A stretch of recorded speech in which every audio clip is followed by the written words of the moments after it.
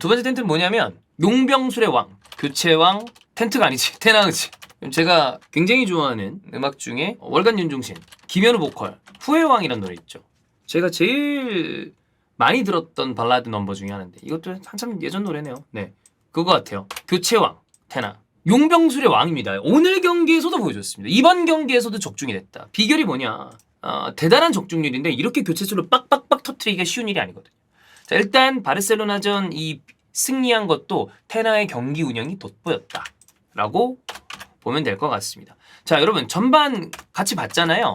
보신 분들 있죠? 하이라이트 보신 분들도 있고 경기는 못 보신 분들도 있었을 텐데 정리를 해볼게요. 전반 바르셀로나 잘했습니다. 변형 백스리 형태였죠. 3-2-4-1 같이 만들어서 3위 빌드업 한 다음에 4명으로 좀 두텁게 만들고 앞쪽에 레반도프스키가 있는 상황이었어요. 수적 우위를 쉽게 만들더라고. 상황에 따라서는 쿤데가 전진했다. 그 다음에 래시포드가 이렇게 공격으로 나갔을 때는 오른쪽에 수적 우위를 만들고 미드필더에서 돋보였던 선수는 역시 프랭키 더영, 그 다음에 전반전에는 잘했던 캐시, 이런 선수들이 잘했어요. 세르지가 앞쪽에 있으면서 조금 아쉬울 때는 레비가 또 이렇게 내려오면서 같이 도와주고, 그러니까 전체적인 그림이 좋았어요. 수비 시에 라인도 빡 올렸고 전방 압박도 세게 잘 걸었습니다. 전방 압박을 세게 걸다 보니까 바르셀로나의 전방 압박이 좋았거든요. 그러다 보니 맨유가 빌드업 실수가 나오더라. 거의 어떤 순간순간마다 공간에서 대부분 바르셀로나가 수적 우위를 가져갔습니다. 전반입니다. 자, 그러면 바르셀로나는 전반에 이걸 잘했어. 그럼 전반에 왜 맨유는 잘 안 됐나? 그래야 테나가 뭘 바꿨는지 알 수 있잖아요. 전반 맨유는 왜 안 풀렸을까? 일단 바르사의 수비 라인은 전진이 돼 있었는데 근데 이 뒷공간을 잘 못 팠어. 자, 왜 그럴까? 일단 베우르스트 뒷공간 파는 공격수 아니죠. 요거는 좀 어려움이 있습니다. 그 다음에 라이트 브루노 있었죠. 우측에 있지만 측면 포워드는 아니잖아. 그렇죠? 뭐 측면에 속도를 갖고 막 조지는 이런 타입은 아니잖아. 본래 윙어 아님. 그 다음에 제이든 산초 부진했죠. 부스케스한테 어려워했어. 래시포드도 그쪽으로 공도 잘 안 갔을 뿐더러 쿤데가 비교적 아주 단단하게 잘 묶었습니다. 하피냐까지 내려와서. 래시포드도 막혔다. 협력 수비. 근데 이런 와중에 압박까지 세게 미니까 후방 빌드업이 잘 안 되는 거야. 그러면 뭐 잘 풀릴 수가 있나? 그래서 우리가 단군 형이랑 의주영이 형이랑 영주 형이랑 계속 우리 같이 얘기했잖아요. 이거 뭔가 교체가 필요할 것 같다. 그러면서 얘기 나왔었던 게 제이든 산초를 좀 바꿔줘야 될 것 같다. 거기에 대해서는 안토니가 필요할 수도 있다. 뭐 여러 가지 얘기를 했습니다. 그리고 이제 영주 형은 전반은 바르셀로나가 잘했기 때문에 근데 한 골인 게 아쉽다. 근데 중요한 순간에 교체 카드가 필요할 것 같다. 예를 들어 폼이 좋은 페란이나 안수파티 같은 경우에 어떤 타이밍에 교체를 할지가 좀 중요할 것 같다라는 얘기를 했습니다. 그 얘긴 즉슨 둘 다 교체 카드가 빨리 필요하다는 얘기를 했어요. 그런데 적재적소에 교체를 한 건 차비 헤르난데스가 아니라 테나였다는 거죠. 자, 테나는 하프타임부터 교체를 하기 시작합니다. 안 풀렸던 부분을 봅시다. 뒷공간 공략을 못했다는 거죠. 압박 때문에 후방 빌드업이 안 됐다는 거죠. 그럼 이걸 어떻게 고치는지가 중요한 거 아니야. 자, 하프타임 테나가 입결. 난 바로 변화줘. 그때 베우르스트를 빼고 안토니로 바꿔줍니다. 그러면 래시포드가 전방 쪽으로 가고 일단 제이든 산초가 레프트로 가고 가운데로 브루노가 오고 안토니가 오른쪽으로 옵니다. 그거부터 효과가 나오기 시작했습니다. 왜냐하면 오른쪽에 안토니, 자 우측 안토니, 맞붙는 선수, 매첩되는 선수가 누구죠? 레프트백 발데. 발데는 전체적으로 공간을 많이 먹으면서 위로 올라와 있었어요. 그러면 뒷공간이 있다는 거잖아.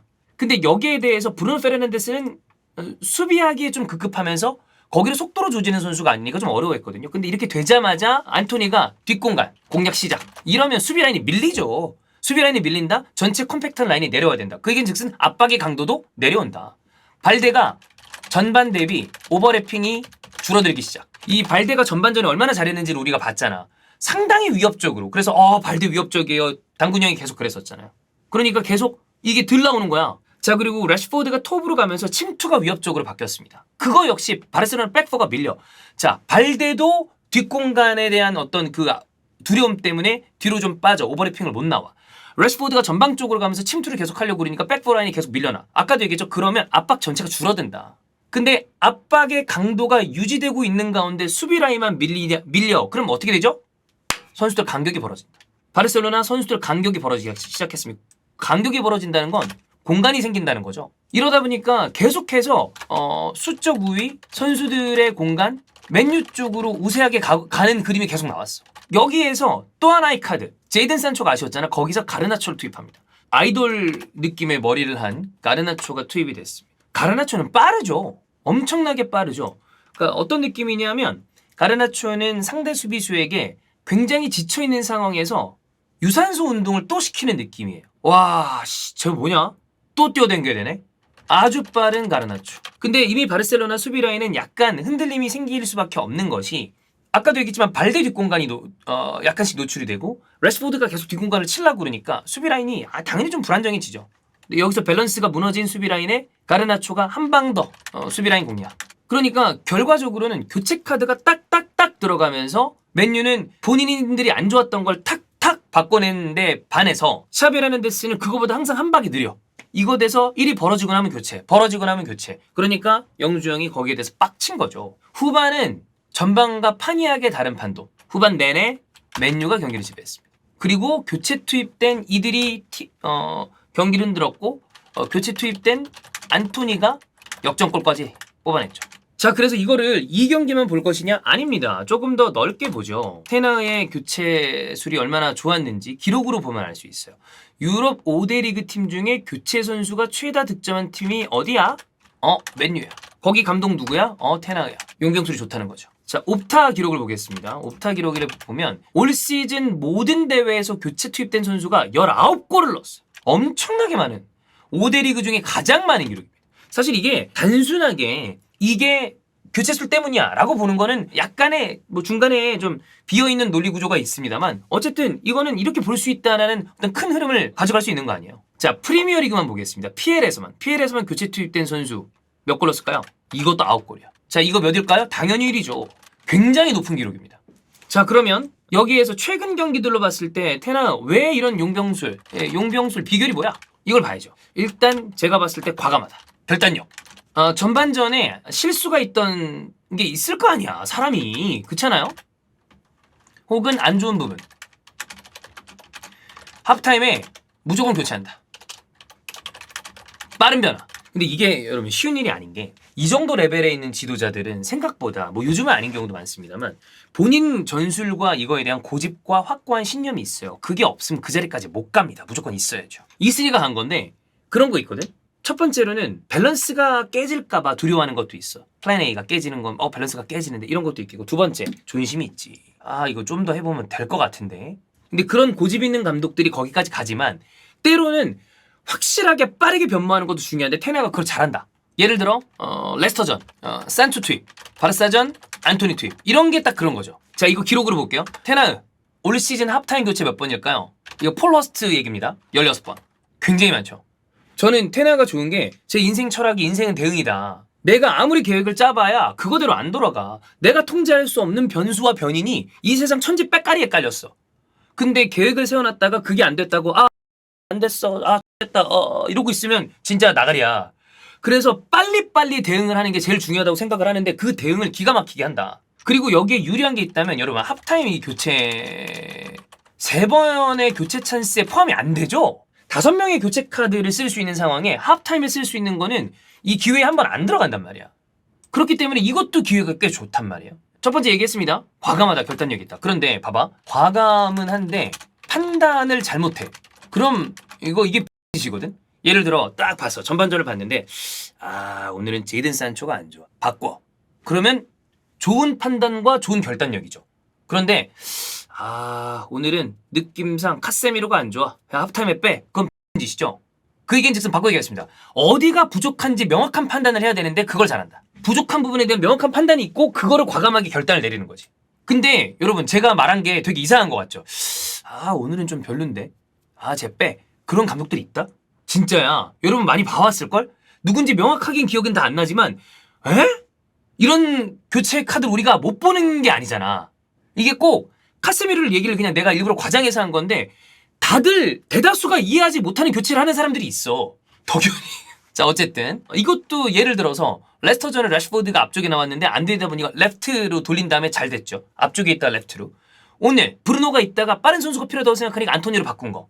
재미 봤죠. 그 다음에 이거는 전체에 대한 어떤 그 데이터를 다시 한번 살펴보긴 해야 될 것 같은데 지금까지로 봤을 때는 교체 타이밍이 아주 계산적이다. 이거 그림을 그리고 나오는 거야. 이때 한 번, 이때 한 번, 이때 한 번. 이거는 본인의 시나리오가 있다. 시나리오 쓰고 있네 처럼 이거대로 본인의 흐름대로. 이 얘기는 조금 더 바꿔 얘기할게. 본인이 경기를 선수를 통제할 자신이 있다. 물론 여기에 더 빠른 교체를 해야 되고 더 빨리빨리 부상자가 나오면 이걸 바꾸겠지만 일반적으로 조금 이런 느낌이에요.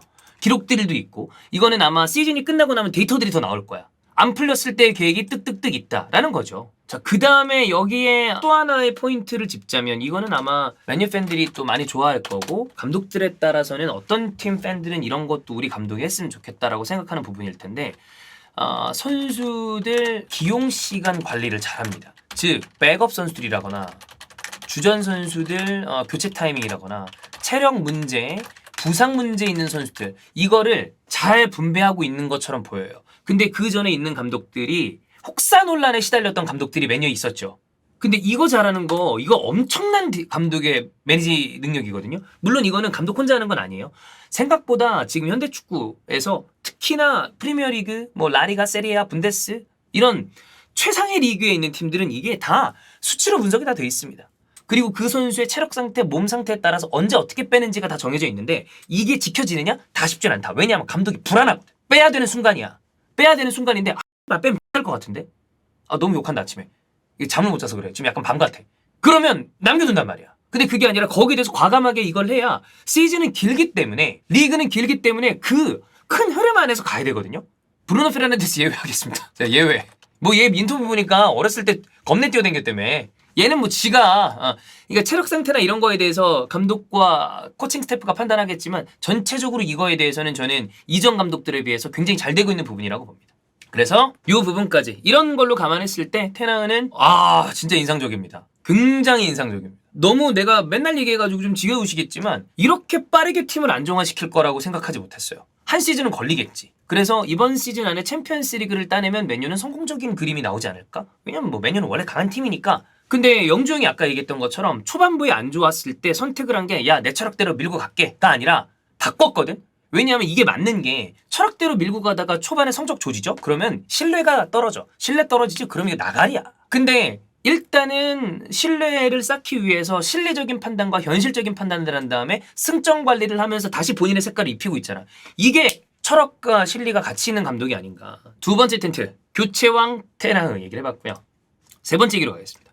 세 번째 얘기는 조금 가벼운 얘기입니다.